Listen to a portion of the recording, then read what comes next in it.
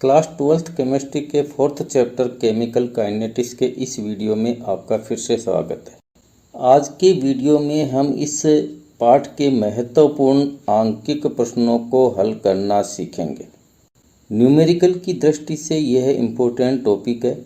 अक्सर board exam में इस चैप्टर से अभिक्रिया का वेग, अभिक्रिया की कोटि, अर्धायुकाल एवं सक्रियण ऊर्जा पर आधारित न्यूमेरिकल पूछे जाते हैं। इस वीडियो में हम अपनी पाठ्य पुस्तक व एग्जाम में आए हुए चुनिंदा 21 न्यूमेरिकल्स को हल करने का प्रयास करेंगे, जिससे इस चैप्टर में आप अच्छे अंक प्राप्त कर सकें।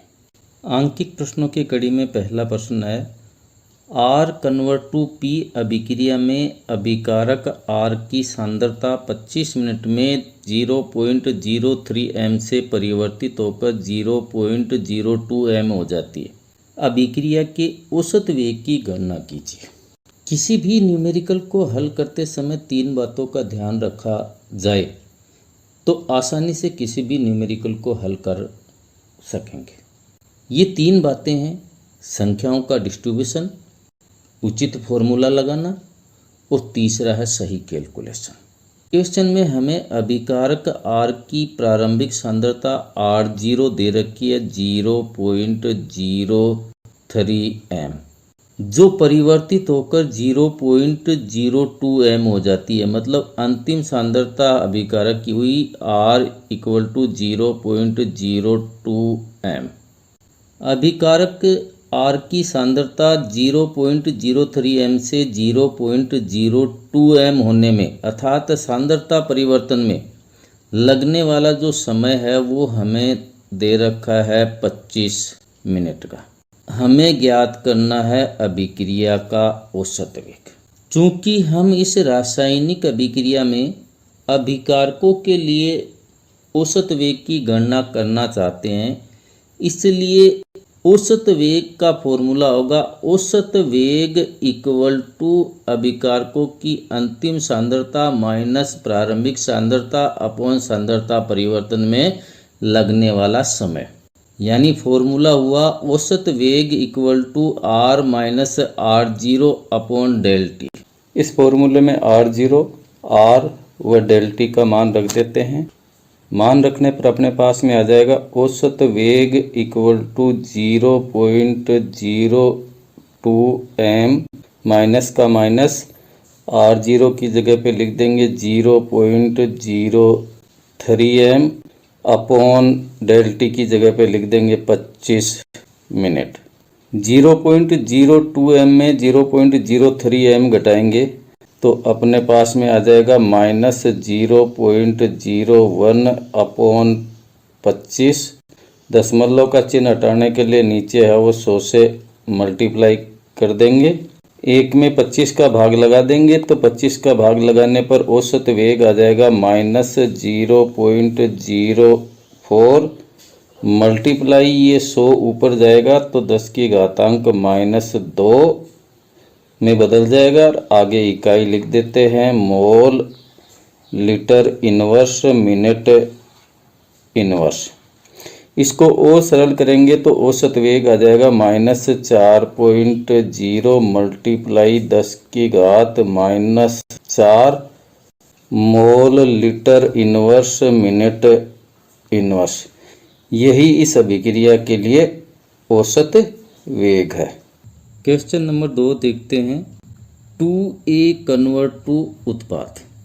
अभिक्रिया में एक की सांद्रता 10 मिनट में 0.5 मोल लीटर इनवर्स से घटकर 0.4 मोल लीटर इनवर्स रह जाती है। इस समय अंतराल के लिए अभिक्रिया के वेग की गणना कीजिए। इस क्वेश्चन में हमें कहा गया है कि 2A कन्वर्ट टू प्रोडक्ट, ये एक रासायनिक अभिक्रिया है। इस अभिक्रिया में एक की सांद्रता 10 मिनट में 0.5 मोल लीटर इनवर्स से घटकर 0.4 मोल लीटर इनवर्स हो जाती है। इस समय अंतराल के लिए अभिक्रिया के वेग की गणना कीजिए। हमें क्वेश्चन में दिया गया है अभिकारक ए की प्रारंभिक सांद्रता R0 वो दे रखी है 0.5 मोल लीटर इनवर्स। इसी प्रकार से अभिकारक ए की अंतिम सांद्रता दे रखी है R = 0.4 मोल लीटर इनवर्स। अभिकारकों की प्रारंभिक सांद्रता 0.5 मोल लीटर इनवर्स से 0.4 मोल लीटर इनवर्स होने में अर्थात सांद्रता परिवर्तन में लगने वाला समय ∆T दिया हुआ है 10 मिनट। हमें अभिक्रिया के औसत वेग की गणना करनी है। हम जानते हैं कि अभिकारकों के लिए औसत वेग का जो फॉर्मूला होता है वो होता है औसत वेग = R - R0 / ∆T। चूँकि इस रासायनिक अभिक्रिया में अभिकारक ए के 2 अणु भाग ले रहे हैं, अतः इनके लिए जो औसत वेग का जो फॉर्मूला होगा वो होगा औसत वेग = 1/2 R - R0 / ∆T। इस फॉर्मूले में R0, R व ∆T का मान रखकर हल कर लेते हैं। मान रखने पर अपने पास में आ जाएगा औसत वेग = R की जगह पे लिख देंगे 0.4 मोल लीटर इनवर्स, R0 की जगह पे लिख देंगे 0.5 mole litre inverse upon 2 ∆T है तो 2 का 2 ∆T की जगह लिख देंगे 10 मिनट। इसको सरल करेंगे तो सरल करने पर अपने पास में आ जाएगा -0.1 मोल लीटर इनवर्स अपॉन 20। जिसको और अधिक सरल करेंगे तो सरल करने पर अपने पास में आ जाएगा औसत वेग = -0.5 × 10⁻² मोल लीटर इनवर्स मिनट इनवर्स। यही इस समय अंतराल के लिए औसत वेग हुआ। न्यूमेरिकल्स की कड़ी में तीसरा न्यूमेरिकल है, एक अभिक्रिया A + B convert to 2C में A के लुप्त होने का वेग 10⁻² मोल लीटर इनवर्स सेकेंड इनवर्स है। उत्पाद C के बनने का वेग क्या होगा? इस न्यूमेरिकल में हमें अभिक्रिया का समीकरण A + B convert to 2C दिया हुआ है। साथ ही ये कहा गया है कि इस अभिक्रिया में A के लुप्त होने का वेग 10⁻² मोल लीटर इनवर्स सेकेंड इनवर्स है। तो उत्पाद C के बनने की दर ज्ञात कीजिए। अभिक्रिया के इस रासायनिक समीकरण को देखें तो हमें पता चलता है कि अभिक्रिया में अभिकारक एवं उत्पादों के स्टोइकियोमीतीय गुणांक का मान समान नहीं है। हमने पूर्व पाठ के वीडियो में जाना था कि वे अभिक्रियाएं जिनमें अभिकारक एवं उत्पादों के स्टोइकियोमीतीय गुणांक का मान समान नहीं होता है, उन अभिक्रियाओं के वेग को दर्शाते समय अभिकारकों की सांद्रता में कमी की दर या उत्पादों की सांद्रता में वृद्धि की दर में उसके स्टोइकियोमीतीय गुणांक का भाग दिया जाता है। अर्थात इन अभिक्रियाओं के लिए अभिक्रिया का वेग होगा अभिकारक A की सांद्रता में कमी की दर = अभिकारक B की सांद्रता में कमी की दर के बराबर, और ये होगा 1/2 उत्पाद C के बनने की दर के बराबर। यानी अभिक्रिया का वेग हुआ -ΔA/ΔT = -ΔB/ΔT +1/2 ΔC/ΔT। तो इस समीकरण के आधार पर उत्पाद C के बनने की दर ज्ञात कर लेते हैं। A के लुप्त होने का जो वेग है वो किसके बराबर होगा? इसके बराबर। तो यहाँ पे उत्पाद C के बनने की दर आ जाएगी ΔC/ΔT = 2 × -ΔA/ΔT। अब यहाँ पे -ΔA/ΔT की जगह पे है वो ये मान रख देते हैं 10 की घात -2 mole litre inverse second inverse. तो अपने पास में आ जाएगा del C upon del T equal to 2 गुणा 10 की घात -2 mole litre inverse second inverse. इस रासायनिक अभिक्रिया में उत्पाद सी के बनने की जो दर है वो क्या हुई, 2 गुणा 10 की घात -2 mole litre inverse second inverse. और यही इस क्वेश्चन का आंसर हुआ। न्यूमेरिकल नंबर 4 देखते हैं। एक अभिक्रिया 3A + 2B कन्वर्ट टू उत्पाद का वेग के A की सांद्रता की घातांक 1 व B की सांद्रता की घातांक आधा है। इस अभिक्रिया की कोटि ज्ञात कीजिए।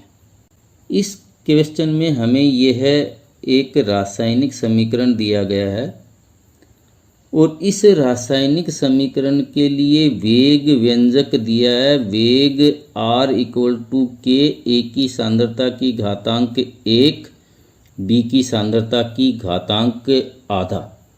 और हमें अभिक्रिया की कोटि n ज्ञात करनी है। हमने पूर्व पाठ के वीडियो में जाना है कि किसी अभिक्रिया के वेग व्यंजक में सांद्रता पदों के घातांक या घातांकों का योग उस अभिक्रिया की कोटि n होती है। यानी इस अभिक्रिया के लिए ये जो वेग व्यंजक है, इस वेग व्यंजक में अभिकारकों की जो सांद्रता की घातांक या घातांकों का योग है वो अभिक्रिया की कोटि होगा। यदि आप अभिक्रिया की कोटि के बारे में विस्तृत अध्ययन करना चाहते हैं तो प्ले लिस्ट से अभिक्रिया की आणविकता एवं कोटि का वीडियो अवश्य देखें। इस वेग व्यंजक में हमें अभिकारक A की सांद्रता की घातांक 1 व B की सांद्रता की घातांक वो 1/2 दे रखी है। तो ये जो दोनों सांद्रताओं की घातांक है इनको जोड़ लेते हैं। तो जोड़ने पर अपने पास में अभिक्रिया की कोटि n = आ जाएगा 1 प्लस है वो 1/2। इसका लघुत्तम ले लेते हैं तो 2 आ जाएगा। ये आ जाएगा, इसको सरल करेंगे तो 2 + 1 और ये अपने पास में आ जाएगा 3/2। तो यहाँ इस अभिक्रिया की जो कोटि हुई उसका मान आ जाएगा 3/2।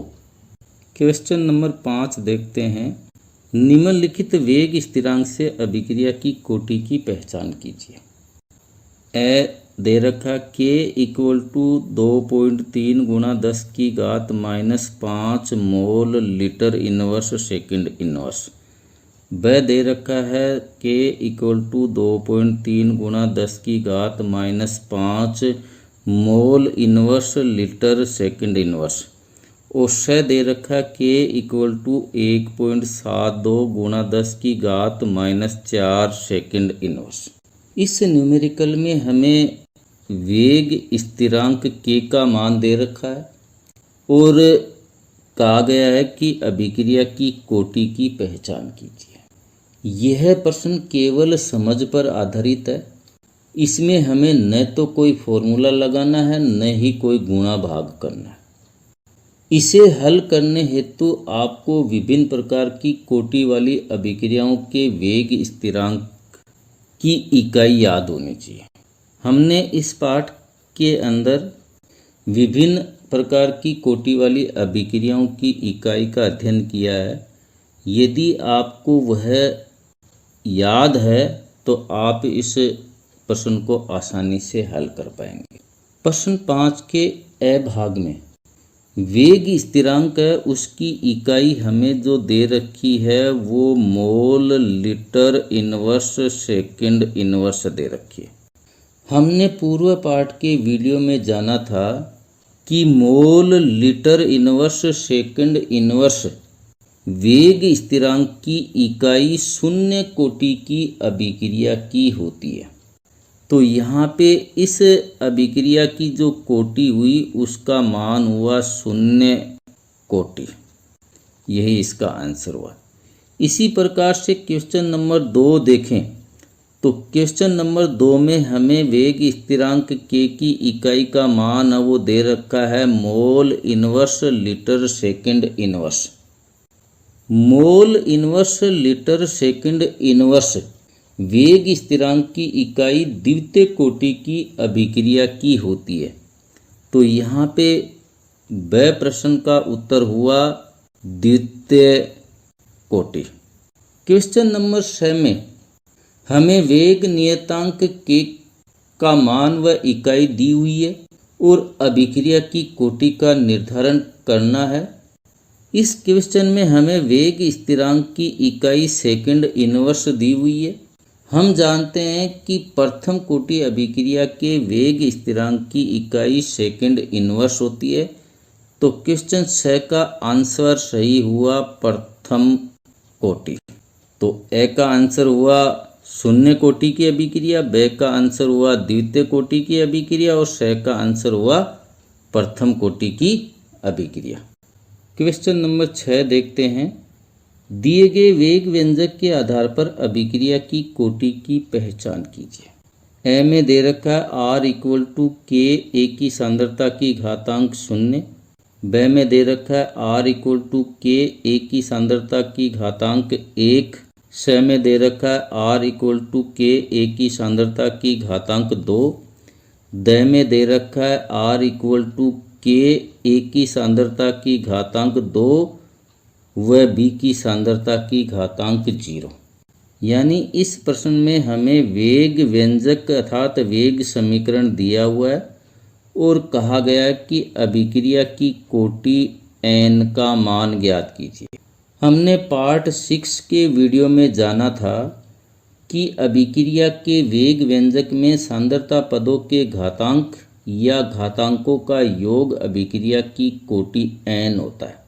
इसी तथ्य के आधार पर यह न्यूमेरिकल हल होगा। ए में वेग व्यंजक हमें दे रखा है R = K ए की सांद्रता की घातांक 0।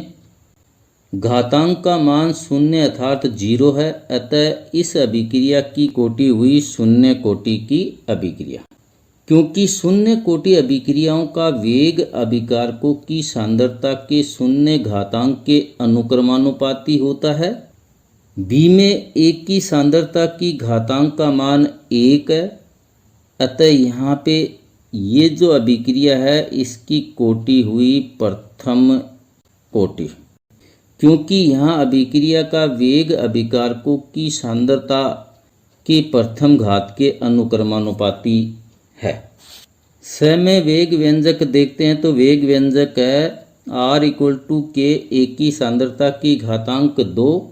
वेग व्यंजक में एक की सांद्रता की घातांक है उसका मान 2 है, अतः यह अभिक्रिया द्वितीय कोटि की हुई। द में दिए गए वेग व्यंजक में एक की सांद्रता की घातांक 2 व बी की सांद्रता की घातांक 0 है। इस अभिक्रिया का वेग केवल अभिकारक ए की सांद्रता के घातांक पर ही निर्भर करता है, बी की सांद्रता पर नहीं, अतः इस अभिक्रिया की कोटि का मान हुआ द्वितीय कोटि। क्वेश्चन नंबर 7 देखते हैं। दिया गया आलेख अभिकारक R की सांद्रता व समय के मध्य खींचा गया। इस ग्राफ के आधार पर निम्न प्रश्नों के उत्तर दीजिए, जिसमें अ है अभिक्रिया की कोटि क्या है, ब है इस अभिक्रिया के वेग नियतांक की इकाई क्या है, स है वक्र का ढाल क्या दर्शाता है। हमें इस क्वेश्चन में अभिकारक R की सांद्रता व समय t के मध्य वक्र दिया गया और इस वक्र के आधार पर है वो इन 3 प्रश्नों के आंसर देने हैं। यदि इस ग्राफ की पहचान हो जाए तो हम इन प्रश्नों के आंसर आसानी से दे सकते हैं। हमने शून्य कोटि अभिक्रिया के सांद्रता व समय वक्र में इस प्रकार का वक्र है वो देखा था, यानी पढ़ा था। शून्य कोटि अभिक्रिया का वक्र है, तो इस अभिक्रिया की कोटि का मान क्या हुआ, शून्य कोटि। क्वेश्चन नंबर 2 है अभिक्रिया के वेग नियतांक की इकाई।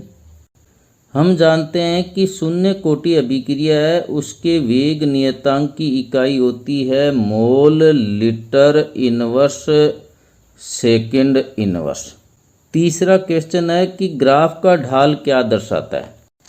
ये जो ग्राफ है इसका ढाल दर्शाता है कि समय के साथ में अभिकारक आर की सांद्रता घटती है, अर्थात जो अभिक्रिया है उसका जो ढाल है वो बराबर होता है -k के।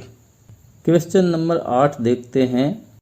अभिक्रिया 2x कन्वर्ट टू y द्वितीय कोटि की अभिक्रिया। यदि अभिकारक x की सांद्रता 3 गुनी कर दी जाए तो उत्पाद y के निर्माण के वेग पर क्या प्रभाव पड़ेगा। इस अभिक्रिया में अभिकारक x की सांद्रता 3 गुना करने पर उत्पाद y के निर्माण की दर है वो हमें ज्ञात करनी है और कहा गया है कि अभिक्रिया है उसकी कोटि का मान है वो 2 है। तो रासायनिक अभिक्रिया का समीकरण क्या हुआ, 2x कन्वर्ट टू y। अभिक्रिया 2x कन्वर्ट टू y के लिए वेग व्यंजक लिखें तो वह होगा वेग r equal to k x की सांद्रता की घातांक 2। इसको समीकरण संख्या है वो 1 दे देते हैं। x की सांद्रता बढ़ाकर की जाती है 3 गुना। 3 गुना करने पर अभिक्रिया का वेग व्यंजक होगा r equal to k 3x की घातांक 2। इसको सरल करेंगे तो अपने पास में आ जाएगा r इक्वल टू 9kx की घातांक 2। ये समीकरण संख्या आ गया 2। यहाँ समीकरण 2 को देखें तो पता चलता है कि x की सांद्रता 3 गुना करने पर अभिक्रिया का वेग है वो 9 गुना बढ़ गया, अर्थात y के निर्माण का वेग है वो कितना होगा, 9 गुना होगा। वीडियो लंबा हो सकता है परंतु इस वीडियो को देखने के बाद आप आसानी से इस पाठ के न्यूमेरिकल को हल कर पाएंगे, अतः वीडियो को पूरा देखें। न्यूमेरिकल्स की कड़ी में 9वां न्यूमेरिकल है। अभिक्रिया A कन्वर्ट टू B के लिए A की सांद्रता को 3 गुना बढ़ाने पर अभिक्रिया का वेग 27 गुना हो जाता है। अभिक्रिया की कोटि क्या होगी। इस प्रश्न में हमें बताया गया है कि अभिकारक A की सांद्रता 3 गुना बढ़ाने पर अभिक्रिया का वेग 27 गुना हो जाता है और हमें अभिक्रिया की कोटि का मान ज्ञात करना है। इस अभिक्रिया का रासायनिक समीकरण हमें दिया गया है A कन्वर्ट टू B। तो इस अभिक्रिया के लिए वेग व्यंजक होगा R equal to K A की सांद्रता की घातांक n। A की सांद्रता को 3 गुना बढ़ाने पर अभिक्रिया का वेग व्यंजक होगा 27R equal to K 3A की घातांक n। 27R क्यों आया, क्योंकि अभिक्रिया का वेग 27 गुना हो जाता है। माना ये समीकरण संख्या 1 है और ये समीकरण संख्या है वो 2 है। तो अभिक्रिया की कोटि ज्ञात करने के लिए समीकरण 2 में समीकरण 1 का भाग लगा देंगे। तो भाग लगाएंगे तो अपने पास में आ जाएगा 27R upon R equal to K 3A की सांद्रता की घातांक n अपॉन K A की सांद्रता की घातांक n। R से R कट जाएगा, यहाँ K से K कट जाएगा और यहाँ बच गया अपने पास में ये 27 इक्वल टू 3 की घातांक n। तो n बराबर अपने पास में आ जाएगा 3, अर्थात A की सांद्रता को 3 गुना बढ़ाने पर अभिक्रिया का वेग 27 गुना हो जाता है। तो अभिक्रिया की कोटि का मान हुआ 3। क्वेश्चन नंबर 10 देखते हैं। अभिक्रिया 2A plus B convert to A to B का वेग नियम R equal to K A की सांद्रता की घातांक 2 और वेग नियतांक 0.50 mole inverse litre second inverse है। इस अभिक्रिया के वेग की गणना कीजिए यदि सांद्रता क्रमशः A equal to 0.60 mole litre inverse व B equal to 0.5 mole litre inverse है। इस क्वेश्चन में हमें वेग स्थिरांक K का मान दे रखा है 0.50 mole inverse litre second inverse. इसी प्रकार से अभिकारक A की सांद्रता दे रखी है 0.60 मोल लीटर इनवर्स और B की सांद्रता दे रखी है 0.05 मोल लीटर इनवर्स। साथ में हमें इस अभिक्रिया के लिए वेग व्यंजक दे रखा है R इक्वल टू के A की सांद्रता की घातांक 2 और हमें अभिक्रिया के वेग R है उसको ज्ञात करना है। इस वेग नियम को ध्यानपूर्वक देखें तो ध्यानपूर्वक देखने पर पता चलता है कि अभिक्रिया का वेग अभिकारक B की सांद्रता पर निर्भर नहीं करता है, क्योंकि वेग नियम या वेग व्यंजक में A की सांद्रता की घातांक 2 दी हुई है, B की सांद्रता की घातांक नहीं दी हुई है, मतलब B की सांद्रता 0 है। अतः इस वेग नियम में K व अभिकारक A की सांद्रता की घातांक का मान रख देते हैं। तो मान रखेंगे तो मान रखने पर आ जाएगा R इक्वल टू K का मान अपने को दे रखा है 0.50 और A का मान अपने को दे रखा है 0.60 और इसकी घातांक का मान है वो 2 है। इसको सरल करेंगे तो सरल करने पर मान है वो अपने पास में आ जाएगा 0.18 mole inverse litre second inverse. यही इस अभिक्रिया के लिए वेग हुआ।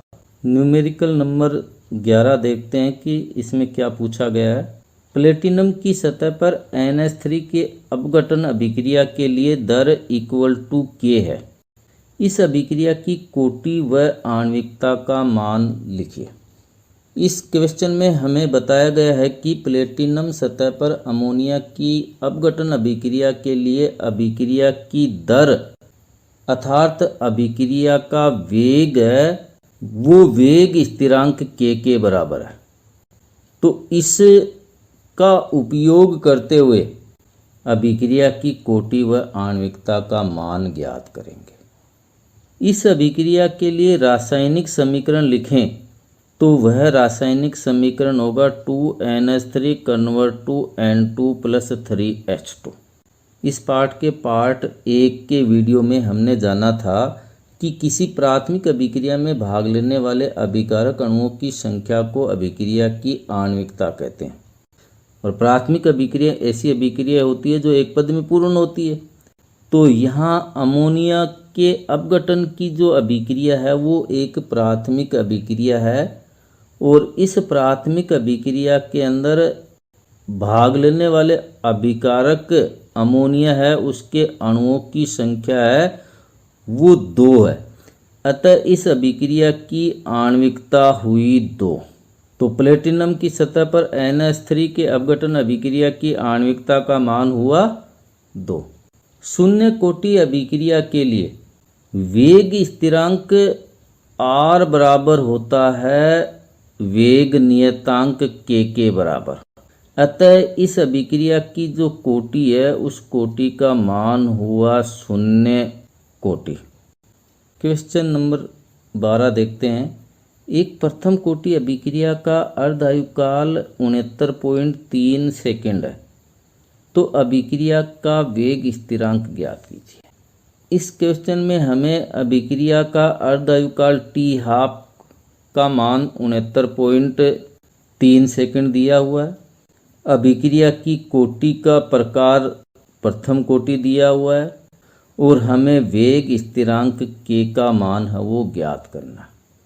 हम जानते हैं कि प्रथम कोटि अभिक्रिया के लिए वेग स्थिरांक K इक्वल टू होता है 0.693/T½ तो इस फॉर्मूले में टी हाफ का मान रख देंगे, तो रखने पर अपने पास में आ जाएगा, तो अपने पास में आ जाएगा K equal to 0.693 upon T half का मान अपने को दे रखा है 69.3 सेकेंड।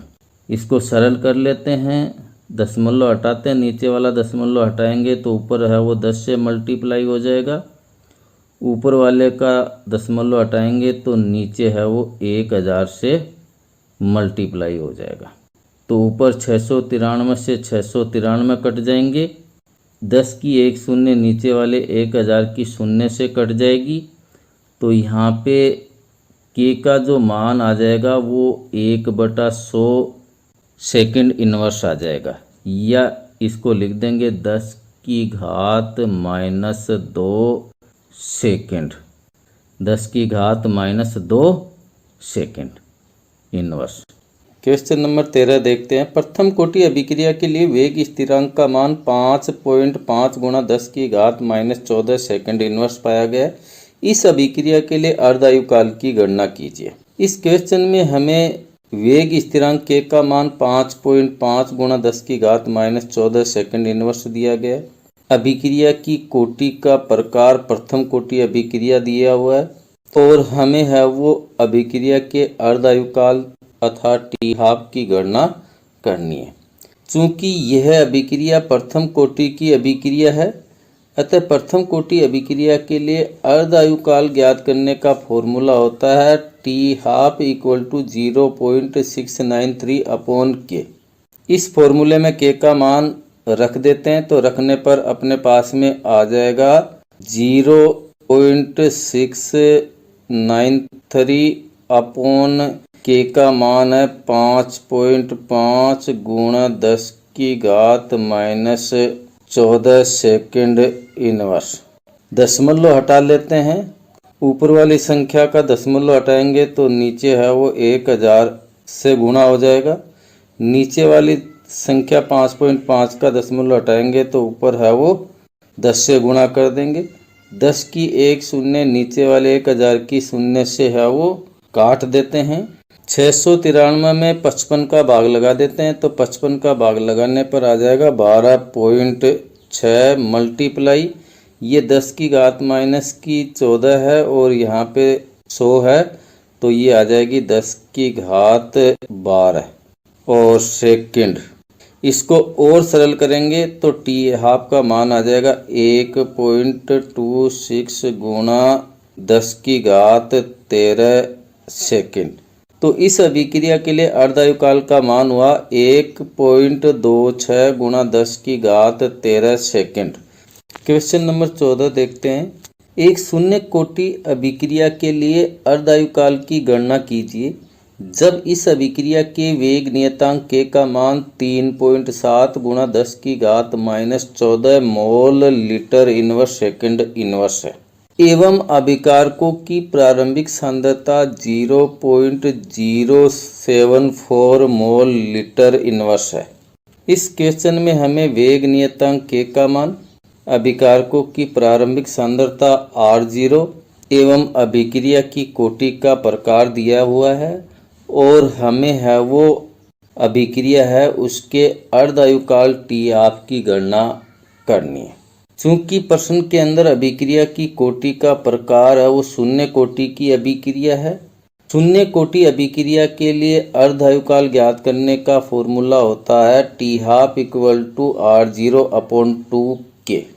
इस फॉर्मूले में R0 व K का मान रखने पर अपने पास में आ जाएगा, R0 का मान अपने को दिया हुआ है 0.074 मोल लीटर इनवर्स अपॉन 2 का 2, K का मान अपने को दे रखा है 3.7 गुणा 10 की घात -14 मोल लीटर इनवर्स सेकंड इनवर्स। इसको सरल करेंगे तो सरल करने पर अपने पास में टी हाफ का मान आ जाएगा 1 गुणा 10 की घात 12 सेकंड। इस प्रकार अभिक्रिया के लिए अर्धायुकाल का मान हमें प्राप्त हुआ 1 गुणा 10 की घात 12 सेकंड। एक प्रथम कोटि अभिक्रिया के 20% वियोजित होने में 40 मिनट का समय लगता है। अर्ध आयुकाल की गणना कीजिए। यदि log 10 का मान 1 हो व log 2 का मान 0.3010। इस प्रश्न में हमें अभिक्रिया की कोटि का प्रकार दे रखा है कि अभिक्रिया प्रथम कोटि की अभिक्रिया है और इस अभिक्रिया में अभिकारक है उसकी 20% मात्रा वियोजित होने में 40 मिनट का समय लगता है। अर्ध आयुकाल की गणना करनी। माना यह एक रासायनिक अभिक्रिया है जो प्रथम कोटि की अभिक्रिया है जिसमें अभिकारक A उत्पाद में परिवर्तित हो रहा है। माना इस अभिक्रिया में अभिकारक A है, इसकी प्रारंभिक सांद्रता 100 मोल है। T = 40 मिनट पर अभिकारकों के 20 मोल उत्पाद में परिवर्तित हो गए हैं। अतः अभिकारक A की अंतिम सांद्रता R होगी 100 - 20 = 80 मोल प्रति लीटर। चूंकि अभिक्रिया प्रथम कोटि की अभिक्रिया है, इस अभिक्रिया के लिए सबसे पहले वेग स्थिरांक K की गणना करेंगे, उसके बाद अर्ध आयुकाल है उसकी गणना करेंगे। प्रथम कोटि अभिक्रिया के लिए वेग स्थिरांक ज्ञात करने का फॉर्मूला होता है K = 2.303/T log R0/R। इस फॉर्मूले में R0, R व T का मान रखते हैं तो अपने पास में आ जाएगा K = 2.303/40 log 100/80। 100 की एक शून्य 80 से कट जाएगी तो अपने पास में आ जाएगा K = 2.303/40 log 10 - log 8। log 10 - log 8 इसलिए आया कि यदि कोई संख्या log A/B के रूप में हो तो उसको log A - log B के रूप में लिखा जा सकता है। और सरल करेंगे तो अपने पास में आ जाएगा K = 2.303/40 log 10 - log 2⁵3। 2⁵3 का मान होता है 8। सरल करने पर अपने पास में आया K = 2.303/40 log 10 - log 2⁵3। जब log में कोई राशि घातांक के रूप में हो तब घातांक वाली राशि है उसको पहले लिख दिया जाता है। तो ऐसा करने पर अपने पास में मान आ जाएगा K = 2.303/40 log 10 और -3 log 2। अब इस फॉर्मूले में log 10 व log 2 का मान रख देते हैं तो अपने पास में आ जाएगा K = 2.303/40 मल्टीप्लाई log 10 का मान 1 माइनस का माइनस 3 का 3 और log 2 का मान रख देंगे 0.3010। इसको सरल करेंगे तो सरल करने पर अपने पास में मान आ जाएगा K = 2.303 मल्टीप्लाई 0.097/40। इस प्रकार हमें वेग स्थिरांक K का मान प्राप्त हो गया है जिसका उपयोग करके है वो अर्ध आयुकाल की गणना कर लेते हैं। इस फॉर्मूले में वेग नियतांक K का मान रखने पर अपने पास में आ जाएगा T12 = 0.693/K। तो K का मान रख देंगे 2.303 मल्टीप्लाई 0.097/40 है तो 40 है वो ऊपर चला जाएगा। इसको सरल करेंगे तो सरल करने पर T12 आ जाएगा 124.08 मिनट। इस प्रकार से प्रथम कोटि अभिक्रिया का अर्ध आयुकाल हमें प्राप्त हुआ है 124.08। क्वेश्चन नंबर 16 देखते हैं। दर्शाइए कि प्रथम कोटि अभिक्रिया के 99.9% पूर्ण होने में लगा समय अर्ध आयुकाल 10 गुना होता है। माना यह एक प्रथम कोटि की अभिक्रिया है जिसमें अभिकारक A उत्पाद में परिवर्तित हो रहा है। चूंकि इस अभिक्रिया के 99.9% पूर्ण होने में लगा समय अर्ध आयुकाल का 10 गुना होता है, ये अपने को सिद्ध करना है। तो मानते हैं कि माना अभिकारकों की प्रारंभिक सांद्रता 100 मोल है। समय T पर 99.9% मोल उत्पाद के बनते हैं, अतः अभिकारकों की अंतिम सांद्रता R हुई 100 माइनस 99.9 इक्वल टू 0.1 मोल। चूंकि अभिक्रिया प्रथम कोटि की अभिक्रिया है, अतः प्रथम कोटि अभिक्रिया के लिए वेग स्थिरांक ज्ञात करने का फॉर्मूला होता है K equal to 2.303 upon T log R0 upon R।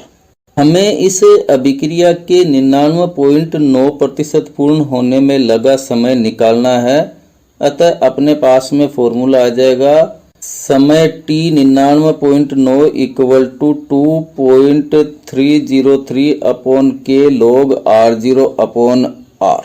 अब इस फॉर्मूले में R0 का मान 100 व R का मान 0.1 रख देते हैं, तो अपने पास में आ जाएगा t 99.9 इक्वल टू 2.303 अपॉन के log R0 की जगह पे लिख देंगे 100 और R की जगह पे लिख देंगे 0.1। दशमलव हटा लेते हैं, तो दशमलव हटाने पर ऊपर की तरफ मल्टीप्लाई हो जाएगा 10 से। इसको सरल करेंगे तो सरल करने पर अपने पास में आ जाएगा t 99.9 इक्वल टू 2.303 अपॉन के log 100 को 10 से गुणा करेंगे तो आ जाएगा log 1000। इसको और सरल करने पर अपने पास में आ जाएगा t 99.9 इक्वल टू 2.303 अपॉन के log 10 की पावर 3। सरल करने पर अपने पास में आया t 99.9 इक्वल टू 2.303 अपॉन के log 10 की घात 3। हम जानते हैं कि जब कोई राशि log a की पावर x के रूप में हो तो उसको x log a के रूप में लिखा जा सकता है। तो इसका उपयोग करने पर अपने पास में आ जाएगा 99.9% पूर्ण होने में लगा समय इक्वल टू 2.303 अपॉन के मल्टीप्लाई 3 log 10। अब इस फॉर्मूले में log 10 का मान जो 1 होता है वो रख देते हैं, तो रखने पर अपने पास में आ जाएगा t 99.9 इक्वल टू 2.303 अपॉन के मल्टीप्लाई 3 मल्टीप्लाई 1। इसको सरल करेंगे तो सरल करने पर 99.9% पूर्ण होने में लगने वाला समय आ जाएगा 6.909 अपॉन के। इस प्रकार अभिक्रिया के 99.9% पूर्ण होने में लगा समय हमें प्राप्त हुआ है 6.909 अपॉन के, जिसका उपयोग करके अभिक्रिया के 99.9% पूर्ण होने में लगा समय अर्धायु का कितना गुना है वो निकाल लेते हैं। चूंकि अभिक्रिया प्रथम कोटि की अभिक्रिया है, प्रथम कोटि की अभिक्रिया के लिए अर्धायु काल t हाफ इक्वल टू होता है 0.693 अपॉन के। अभिक्रिया के 99.9% पूर्ण होने में लगा समय अर्धायुकाल का कितना गुना है उसको निकालने के लिए अभिक्रिया के 99.9% पूर्ण होने में लगे समय में t हाफ का भाग दे देते हैं, तो अपने पास में आ जाएगा t 99.9 upon t half equal to 6.909 upon K, और इसमें भाग लगाएंगे t हाफ का तो ये आ जाएगा मल्टीप्लाई k अपॉन 0.693। k से k कट जाएगा, 6.909 में 0.693 का भाग लगाएंगे तो अपने पास में ये मान आ जाएगा लगभग 9.97, जो ये दर्शाता है कि प्रथम कोटि अभिक्रिया के 99.9% पूर्ण होने में लगा समय अर्धायु का लगभग है वो 10 गुना होता है। क्वेश्चन नंबर 17 देखते हैं। प्रथम कोटि अभिक्रिया के लिए वेग स्थिरांक का मान 60 सेकंड इनवर्स है। अभिकारकों की प्रारंभिक सांद्रता में 1/16 भाग होने में कितना समय लगेगा और log 16 का मान हमें दिया हुआ है। इस प्रश्न में हमें वेग स्थिरांक k का मान 60 सेकंड इनवर्स दिया हुआ है। कहा गया है कि अभिक्रिया प्रथम कोटि की अभिक्रिया है। और इस प्रथम कोटि अभिक्रिया में अभिकारकों की प्रारंभिक सांद्रता का 1/16वां भाग होने में कितना समय लगेगा। तो माना अभिकारकों की प्रारंभिक सांद्रता R0 इक्वल टू 1 मोल है, अंतिम सांद्रता R इक्वल टू होगा 1/16। चूंकि अभिक्रिया प्रथम कोटि की अभिक्रिया है, अतः प्रथम कोटि की अभिक्रिया के वेग स्थिरांक ज्ञात करने का फॉर्मूला होता है K equal to 2.303 upon T multiply log R0 upon R। हमें अभिकारकों की प्रारंभिक सांद्रता का 1/16वां भाग होने में लगा समय ज्ञात करना है, अतः यह फॉर्मूला है वो आ जाएगा T equal to 2.303 upon K multiply log R0 upon R। इस फॉर्मूले में वेग स्थिरांक K का मान, R0 का मान व R का मान रख देते हैं। तो रखने पर अपने पास में आ जाएगा T equal to 2.303 upon 60 second inverse multiply log 1 upon 1 upon 16। जिसको सरल करेंगे तो सरल करने पर अपने पास में आ जाएगा T equal to 2.303 upon 60 second inverse multiply log 16। log 16 का मान हमें दे रखा है 1.2041, उसका मान है वो इसमें रख देते हैं। तो रखने पर अपने पास में आ जाएगा T equal to 2.303 upon 60 second inverse multiply 1.2041। इसको सरल करेंगे तो सरल करने पर अपने पास में मान आ जाएगा T इक्वल टू 0.046 सेकेंड। जिसे और अधिक सरल करेंगे तो सरल करने पर अपने पास में T का मान आ जाएगा 4.6 गुणा 10 की घात -2 सेकेंड। यही इस अभिक्रिया के लिए है वो अभिकारकों की सांद्रता 1/16 होने में लगने वाला समय है। क्वेश्चन नंबर 18 देखते हैं। प्रथम कोटि अभिक्रिया का अर्धायुकाल 10 सेकंड है, तो इसके नियतांक की गणना कीजिए। इस क्वेश्चन में हमें प्रथम कोटि अभिक्रिया के अर्ध आयुकाल का मान 10 सेकंड दिया हुआ है और कहा गया है कि अभिक्रिया के वेग नियतांक K का मान ज्ञात कीजिए। इस पाठ के पार्ट 9 के वीडियो में हमने जाना था कि प्रथम कोटि अभिक्रिया के लिए वेग नियतांक K equal to 0.693 upon T half होता है। इस फॉर्मूले में T हाफ का मान 10 सेकंड रखने पर अपने पास में आ जाएगा K बराबर 0.693 अपॉन 10 सेकंड। दशमलव का चिन्ह हटा लेते हैं। दशमलव का चिन्ह हटाने पर नीचे है वो 1000 से गुणा हो जाएगा। इसको सरल करेंगे तो सरल करने पर अपने पास में आ जाएगा K इक्वल टू 693 मल्टीप्लाई 10 की घात -4 सेकेंड इनवर्स। जिसे और अधिक सरल करने पर आ जाएगा K इक्वल टू 6.93 मल्टीप्लाई 10 की घात -3 सेकेंड इनवर्स। क्वेश्चन नंबर 19 देखते हैं। एक प्रथम कोटि अभिक्रिया को 50% पूर्ण होने में 50 मिनट लगते हैं, तो 90% पूर्ण होने में कितना समय लगेगा। प्रथम कोटि की अभिक्रिया है जिसके 50% पूर्ण होने में 50 मिनट लगते हैं। अभिक्रिया के 90% पूर्ण होने में लगने वाला समय है वो हमें ज्ञात करना है। तो सबसे पहले अभिक्रिया को 50% होने में 50 मिनट का समय लगता है, इसके लिए वेग नियतांक निकालते हैं। चूँकि अभिक्रिया प्रथम कोटि की अभिक्रिया है, इसलिए प्रथम कोटि अभिक्रिया के लिए वेग नियतांक का फॉर्मूला होता है K equal to 2.303 upon T log A upon A minus x। यहाँ A अभिकारकों की प्रारंभिक सांद्रता है, x है वो वियोजित होने वाली मात्रा है। माना अभिकारकों की प्रारंभिक सांद्रता A 100 मोल है। 50 मिनट के पश्चात अभिकारकों की सांद्रता होगी A minus X equal to 100 minus 50 equal to 50 mole. तो वेग नियतांक K इक्वल टू होगा 2.303 अपॉन 50 log A की जगह पे रख देंगे 100 और A माइनस एक्स की जगह पे रख देंगे 50।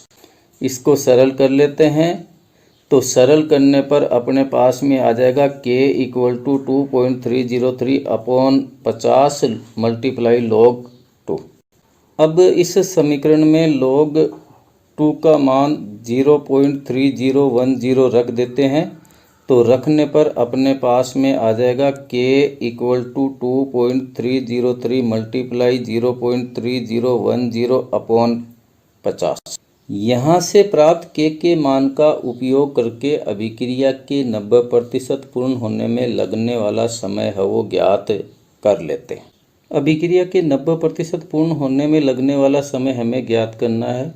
चूँकि अभिक्रिया प्रथम कोटि की अभिक्रिया है, अतः प्रथम कोटि अभिक्रिया के लिए समय ज्ञात करने का फॉर्मूला होता है t equal to 2.303 upon k multiply log a upon a minus x.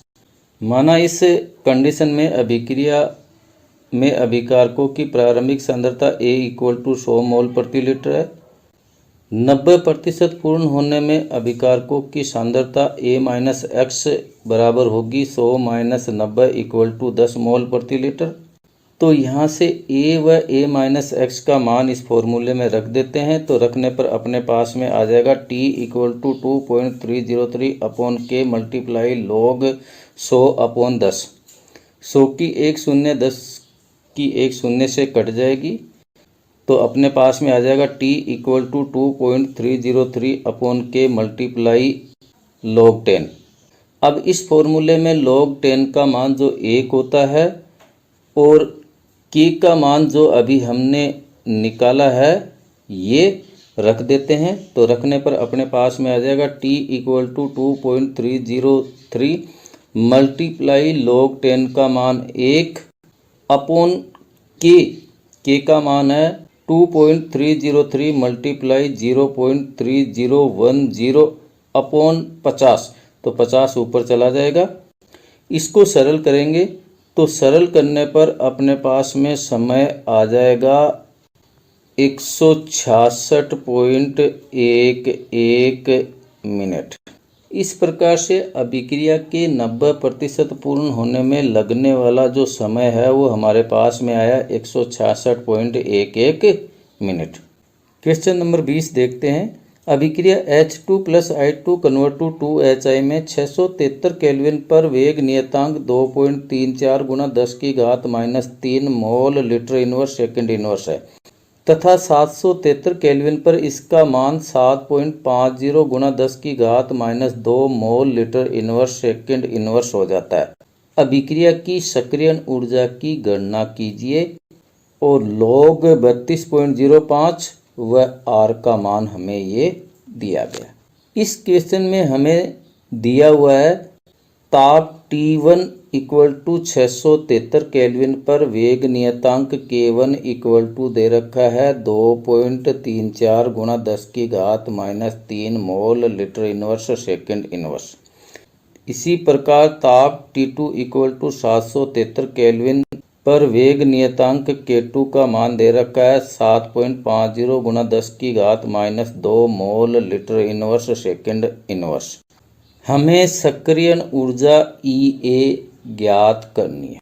इस क्वेश्चन में हमें अलग अलग ताप पर वेग नियतांक का अलग अलग मान दिया हुआ है। अतः अंतराल समीकरण log K2 अपॉन K1 equal to EA upon 2.303 R multiply T2 minus T1 upon T1 T2 का उपयोग करते हुए सक्रियण ऊर्जा का मान निकालेंगे। इस समीकरण में K1 K2 R T1 व T2 का मान रख देते हैं। तो मान रखने पर अपने पास में आ जाएगा log K2 का मान 7.50 गुना 10 की घात minus 2 mole litre inverse second inverse upon 2.34 multiply 10 की घात minus 3 mole litre inverse second inverse equal to EA upon 2.303 का 2.303 मल्टीप्लाई R का मान रख देते हैं जो होता है 8.314 जूल प्रति मोल मल्टीप्लाई T2 का मान 773 दिया हुआ है minus T1 673 upon T1 T2 यानी 673 मल्टीप्लाई 773। 7.50 गुणा 10 की घात -2 में 2.34 गुणा 10 की घात -3 का भाग लगा देंगे तो अपने पास में आ जाएगा log 32.05 equal to EA upon 2.303 multiply 8.314 multiply 773 में से 673 घटाएंगे तो 100 आ जाएगा अपॉन 673 मल्टीप्लाई 773। अब इस समीकरण के अंदर है वो log 32.05 का मान जो हमें दे रखा है 1.506 वो रख देते हैं। तो रखने पर अपने पास में आ जाएगा 1.506 equal to EA upon 2.303 multiply 8.314 joule प्रति मोल मल्टीप्लाई 100 अपॉन 673 मल्टीप्लाई 773। यहाँ से सक्रियण ऊर्जा EA का मान ज्ञात करने के लिए इसको वज्र गुणा करके वो हल कर लेते हैं। हल करने पर अपने पास में आ जाएगा EA equal to 673 multiply 773 multiply 1.506 multiply 2.303 multiply 8.314 joule प्रति मोल अपॉन 100। ऊपर वाली संख्या को गुणा करके 100 का भाग लगाएंगे तो 100 का भाग लगाने पर अपने पास में सक्रियण ऊर्जा का मान आ जाएगा लगभग 1.50 गुणा 10 की घात 5 joule mole inverse. Question number 21 देखते हैं।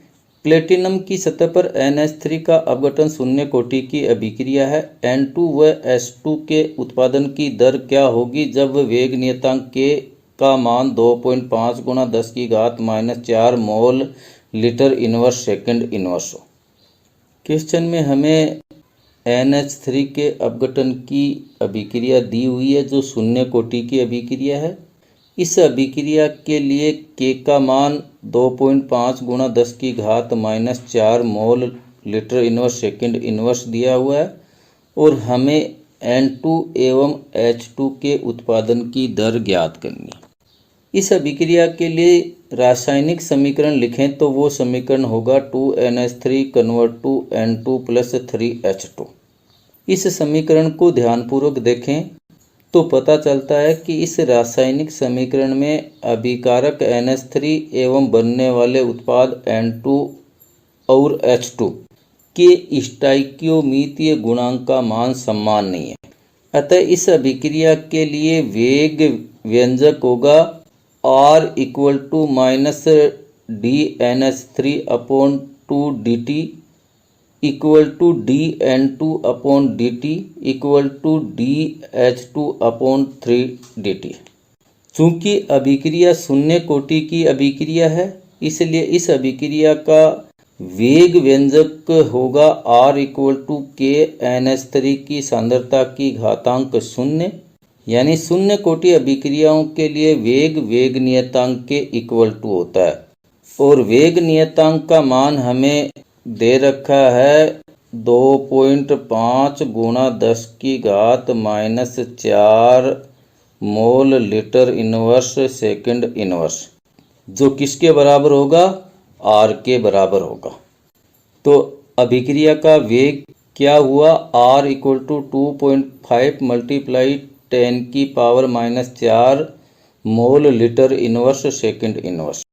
N2 के उत्पादन की दर होगी अभिक्रिया के वेग के बराबर जो होता है 2.5 गुणा 10 की घात -4 मोल litre inverse second inverse. H2 के उत्पादन की दर इक्वल टू होगा 3 गुणा अभिक्रिया का वेग। इसमें अभिक्रिया का वेग 2.5 गुणा 10 की घात -4 मोल लीटर इनवर्स सेकंड इनवर्स का मान रख देते हैं। तो मान रखने पर अपने पास में आ जाएगा 3 गुणा 2.5 गुणा 10 की घात -4 मोल लीटर इनवर्स सेकंड इनवर्स, जिसको आपस में गुणा करेंगे तो गुणा करने पर है वो H2 के उत्पादन की दर है वो अपने पास में आ जाएगी 7.5 गुणा 10 की घात -4 मोल लीटर इनवर्स सेकंड इनवर्स। तो इस क्वेश्चन में हमें N2 के उत्पादन की दर का मान प्राप्त हुआ 2.5 गुणा 10 की घात -4 मोल लीटर इनवर्स सेकंड इनवर्स। इसी प्रकार H2 के उत्पादन की दर है वो प्राप्त हुई 7.5 गुणा 10⁻⁻4 मोल लीटर इनवर्स सेकंड इनवर्स। आज के वीडियो में इतना ही। आशा है कि आप इस वीडियो को देखने के बाद इस पाठ के आंकिक प्रश्नों को आसानी से हल कर पाएंगे। यदि वीडियो अच्छा लगा है तो लाइक करें, अधिक से अधिक दोस्तों तक शेयर करें और हाँ, चैनल को अब तक सब्सक्राइब नहीं किया तो अवश्य करें। धन्यवाद।